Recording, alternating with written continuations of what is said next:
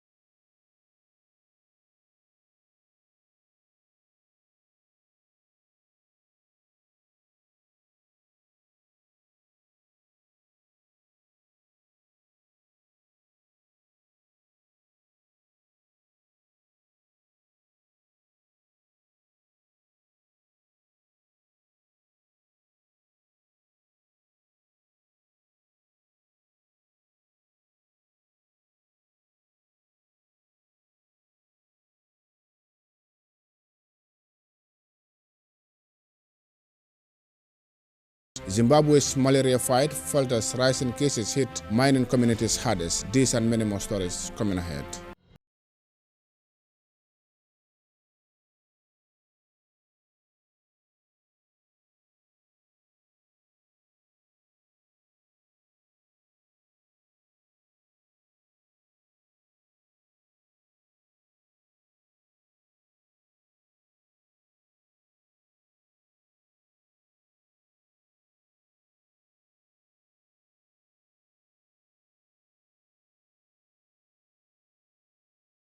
The National Environment Agency NEA has commemorated Air Quality Awareness Day with a march past and series of activities, reaffirming its commitment to promoting clean air and sustainable environmental practices while calling on stakeholders and the general public to take collaborative action in reducing air pollution across the country. More in this report by Binta Balajo.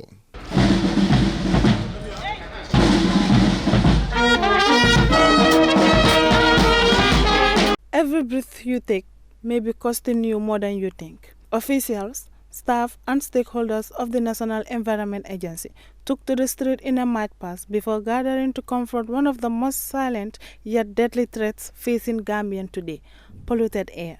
Speakers at the event warned that air pollution is responsible for nearly 7 million premature deaths globally every year, cautioning that the only time most people truly appreciate the value of clean air is when they face themselves in a hospital bed, depending on oxygen and facing the bill for it. Executive Director of the NEA, Dr. Dauda Baji, disclosed that the agency has successfully established 30 air quality monitoring stations across the country since launching its National Air Quality Monitoring Program in 2023. In collaboration with Permanent Health Long the Institute and the Ministry of Health, he cautioned that while air is a free gift, its destruct untimely harms those responsible for polluting it. Quality remains a critical component of our environmental protection and public health. Clean air is essential for healthy living, sustainable development, and well-being of present and future generations. It is therefore our collective responsibility to protect the atmosphere from pollution and harmful emission. Mr. Chair, the National Environment Agency officially commenced the National Air Quality Monitoring Program in 2023 as part of the statutory mandate to monitor and safeguard our environmental quality in the Gambia. This initiative was implemented through a strong tripartite collaboration involving the National Environment Agency, the Premier Health Long Institute in the US, and the Ministry of Health through the Public Health Directorate. The primary objective of this program is to determine the level of air pollution in our atmosphere and assess its impact on human health and the environment. The founder of the Permanent Health Lung Institute, Dr. Sunkara Toure, raised the alarm over the deteriorating state of air quality in the Gambia, warning that high pollution levels are directly linked to rising cases of hypertension, cardiovascular disease, and respiratory conditions in the country, calling for urgent action to tackle the growing threat. Is actually a leading cause of death globally. Every year, about over 7 million people die from air pollution. And half of those deaths are from cardiovascular disease and respiratory diseases, diabetes, kidney failure, and cancer. And so a lot of times when we think about air pollution, it's actually caused by things that we do, vehicular emissions, the Hamatan dust storms, and also waste burning. And I'm so happy to hear that the agency is embarking on initiatives to raise awareness around waste management. And so today we're launching this initiative to raise national awareness about the importance of air pollution and the importance of air quality monitoring in the country, primarily because if you don't measure something, you cannot improve it, right? So the only way to improve air quality in the Gambia is to know what is the level of air pollution in the country. And it is because of that that we've partnered with the agency 3 years ago now to build a national ambient air quality monitoring network. I'm proud to say that the Gambia is one of a few countries in Africa that actually has national coverage of monitoring that is ongoing. Permanent Secretary of the Ministry of Health, Dr. Yusufa Toure, highlighted air pollution as one of the greatest public health challenges globally. He described air pollution as a silent threat and one of the world's greatest public health challenges. This important occasion provides us with an opportunity to reflect on the growing impact of air pollution on public health and the environment, while also strengthening our collective commitment towards achieving cleaner air and healthier communities in the Gambia. Air pollution, as said, is the contamination of the environment by harmful chemicals, physical or biological substances. It is a salient threat and one of the world's greatest public health challenges. Air pollution affects everyone, especially children, older people, and individuals living with respiratory illnesses, such as asthma, chronic obstructive pulmonary disease.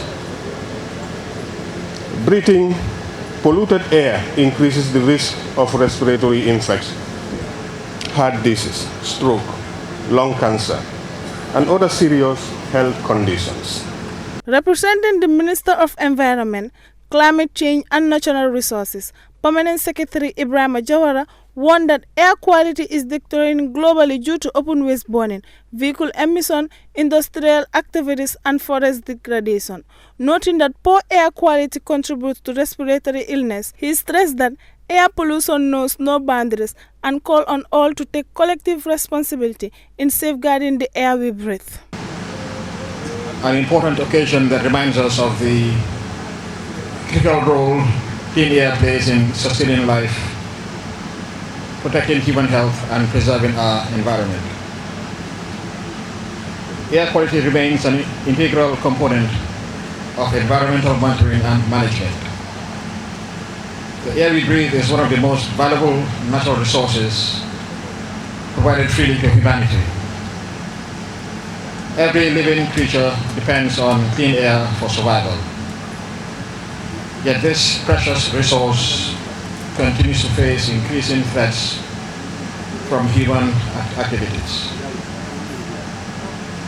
Globally, the quality of ambient air is deteriorating due to pollution caused by open waste burning, smoke from household activities, emissions from vehicles and daily traffic congestion, industrial emissions, and forest degradation.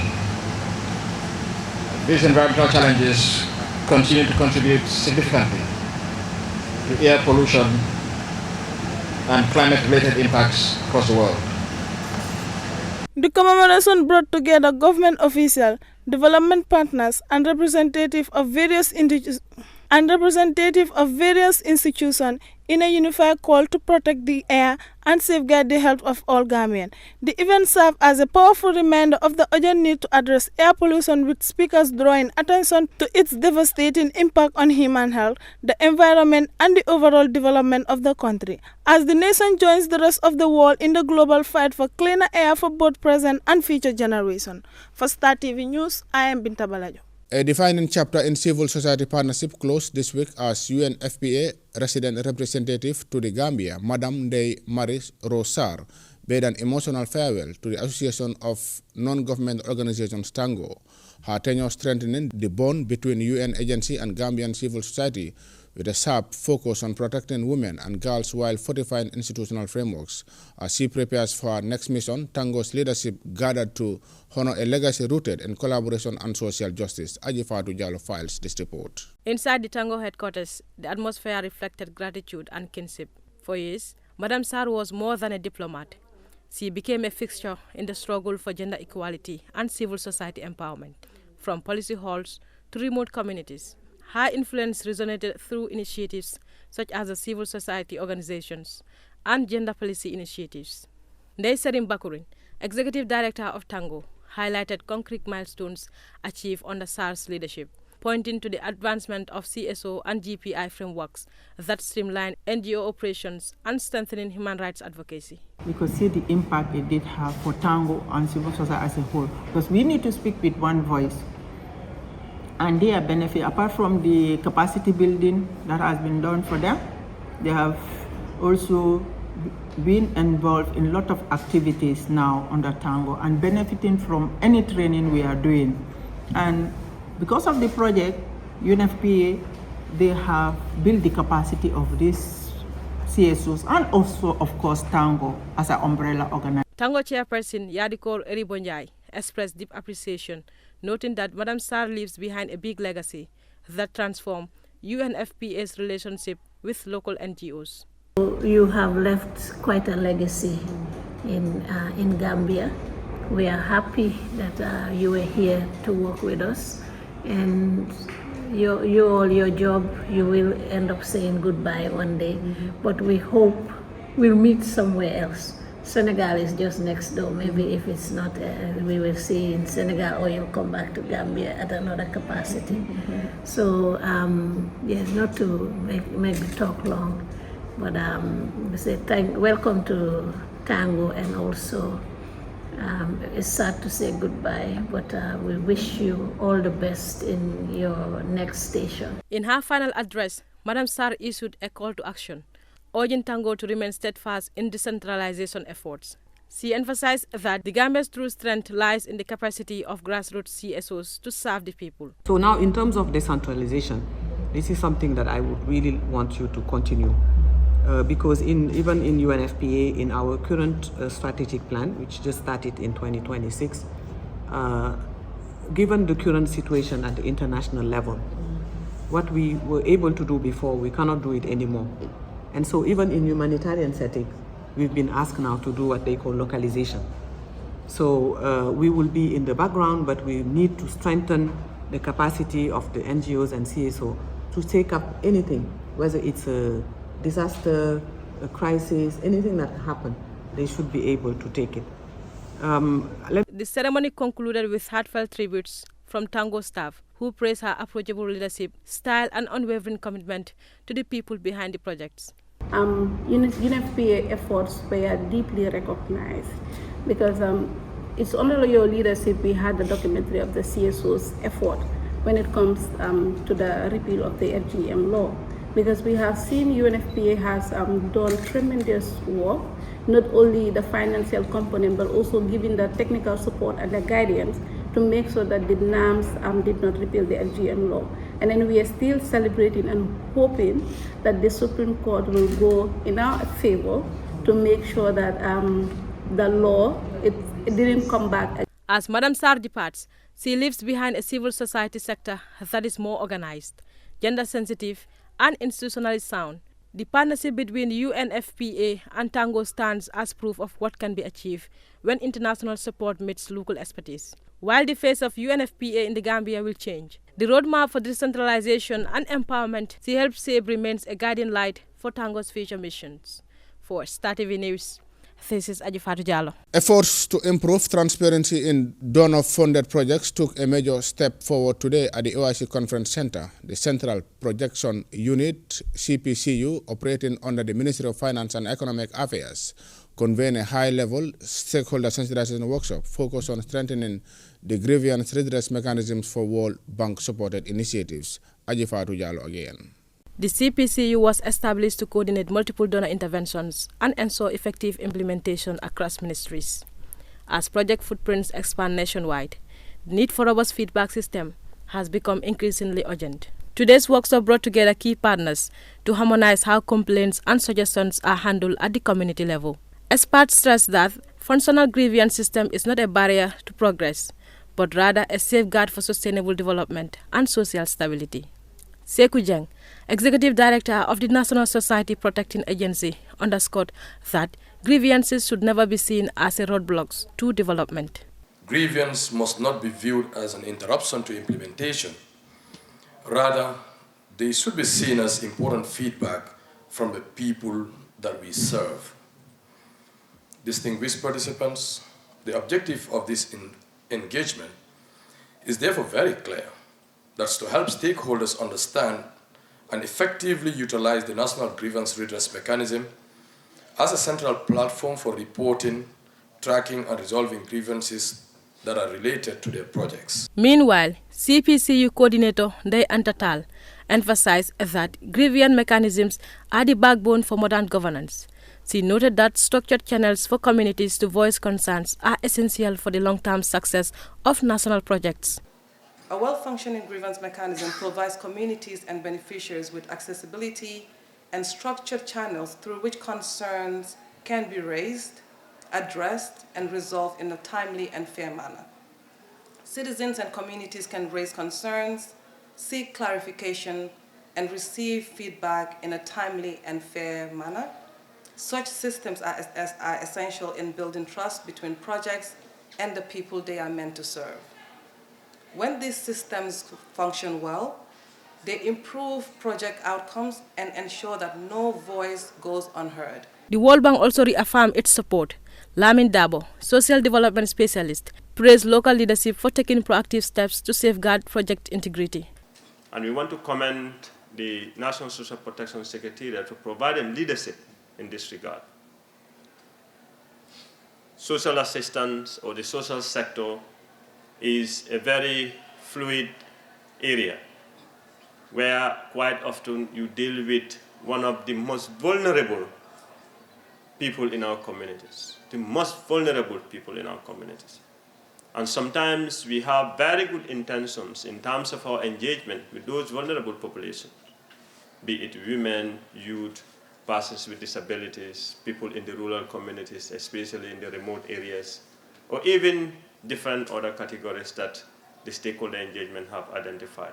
This initiative aims to ensure that community concerns are not only heard, but systematically addressed, enhancing transparency and efficiency in project delivery. The workshop concluded with a renewed commitment from all stakeholders to integrate grievance redress channels into the daily operations of World Bank-funded projects.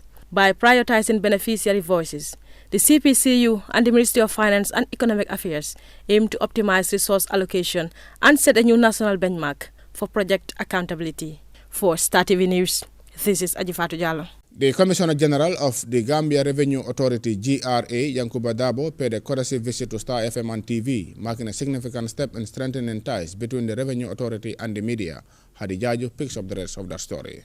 Speaking during the visit, Mr. Dabo emphasized that the engagement was part of a broader strategy to build a strong working relationship with media stakeholders. He noted that Star FM TV's reach and credibility make it a crucial partner in the authority's mission to promote tax compliance and mobilize national revenue. Surprise visit. I remember I was here during the official opening of the Star TV, and since then I have not been here. So this morning I have a meeting around this end. After the close of our meeting, I decided to give you a surprise visit to see what you are doing at the radio side as well as on the TV side, and also to see the management, the CEO and the director, just to see them and have exchange of words with them, because we are partners. So I think sometimes it's necessary for us to do this kind of visit. Dabo explained that effective collaboration with media houses ensures that the public receives clear, timely and accurate information about tax obligations. Been doing a great job for us, because as you know, GRA is embarking on different programs in terms of reforms, and most of the reforms that we are doing, if not all, the public need to know. We carry the publics because they are our partners in development, and the informations that we have in-house, Star TV among other TVs have to carry that up and broadcast it both on the TV station as well as the radios, and you have been doing that since the beginning of the Star TV. You've been greatly involved in educating the public about what GRA is doing.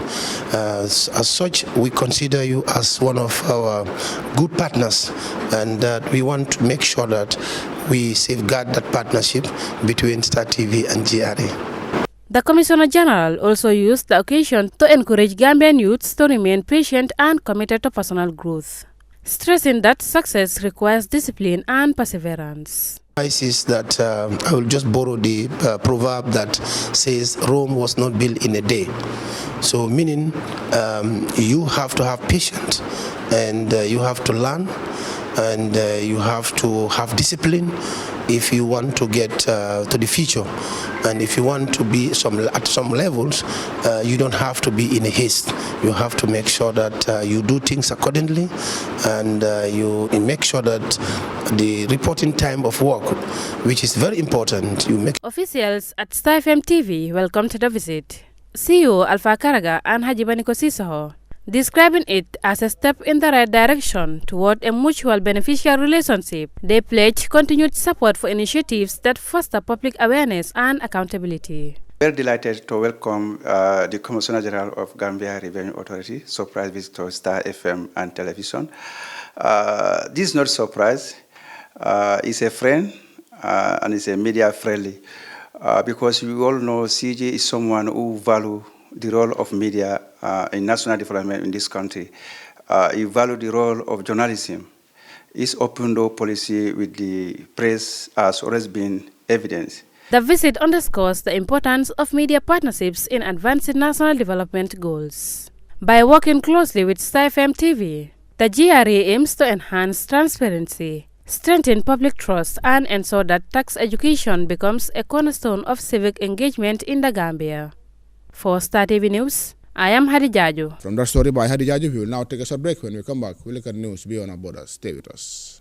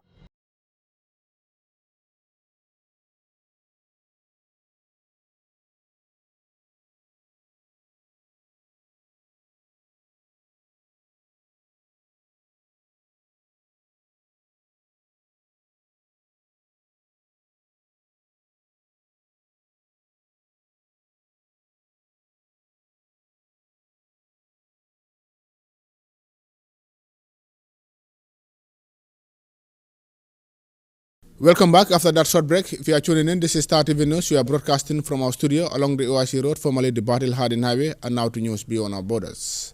Northern Mali is slipping further from military control after separatist fighters seized Kidal and nearby towns following the weeks of heavy fighting. The advances highlight a worsening security crisis as armed groups expand while government forces struggle to hold territory. Al Jazeera's Ahmed Idris reports. The Front for the Liberation of Azawad, or FLA, says it now controls most of the Kidal region in northern Mali. The separatist group seized the city last month after fierce fighting with Malian soldiers and Russian fighters. Since then, the FLA has expanded its control to nearby towns, including Tessalit and Mshash. People here say life has changed since government forces withdrew. Kidal is much better now than it was before. When the Malian army was present, we were afraid to move freely. Now we feel completely free and safe. And for the first time, it truly feels like our own city. The FLA accuses Russian fighters who've backed Mali's military leaders for years of abuses against civilians during the fighting. The crimes committed by Wagner or the Russian corps, they are effectively the same, are countless. Among them were attacks on civilian homes, where we discovered the buried bodies of women and children. Under a reported agreement with the FLA and fighters from the Al-Qaeda-linked armed group JNIM, some Malian and Russian troops have now begun withdrawing from remaining military positions in the region. Mali's junta says the attacks were a deliberate plan to destabilize the country. These developments are part of a broader pattern of pressure, destabilization efforts and manipulation campaigns that Mali and the Alliance of Sahel states have faced since committing firmly to governance reforms aimed at strengthening their sovereignty. The armed groups in the north say they seized a large amount of military hardware left behind by the Russians and government forces. Mali faces growing instability nationwide. JNIM fighters are tightening their siege around the capital Bamako, disrupting transport routes and food supplies. With the army now reduced to controlling just a few locations in northern Mali, the region appears to be slipping away from the military's control. Ahmed Idris, Al Jazeera. For more than a decade, Zimbabwe was seen as a success story in the fight against malaria. However, aid agencies report that infections and deaths are rising again, largely due to cuts in foreign assistance. Al Jazeera's Haru Mutasa tells us more. I'm in Mashonaland Central Province in Zimbabwe, and this is a mine dump. There's gold under here. Now, when water's pumped out of the mine shaft, it ends up collecting in one of these holes. Now, because it's been so hot lately, the water evaporates. But some of it ends up in places like this, stagnant, perfect breeding grounds for mosquitoes.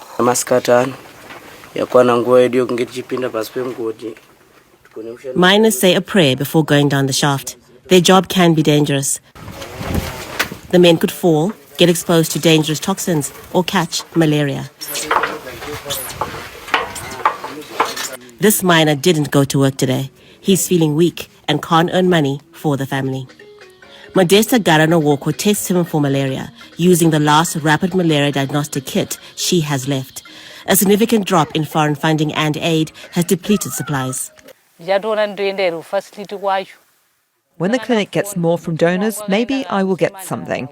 I have no more test kits and tablets to give people.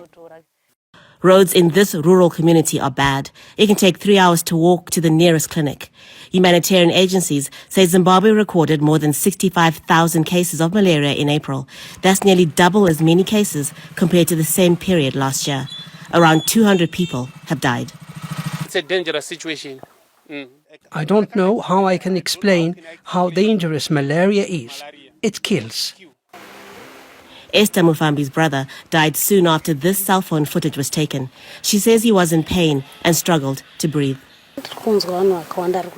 Many people are catching malaria. Soon after we buried my brother, our neighbor became sick and tested positive.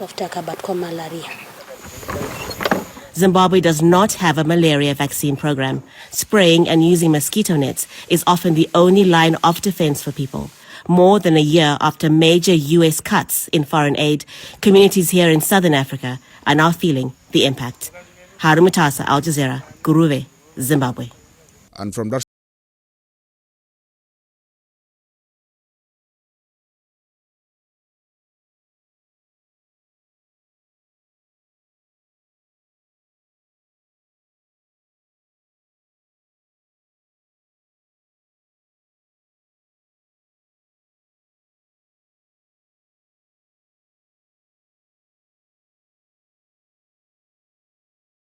Zimbabwe's malaria fight falters, rising cases hit mining communities hardest. Well, this is all we have time for in our today's news bulletin. Thank you very much for your time. Do stay tuned and enjoy our programs. Until then, have a very good night and a wonderful weekend.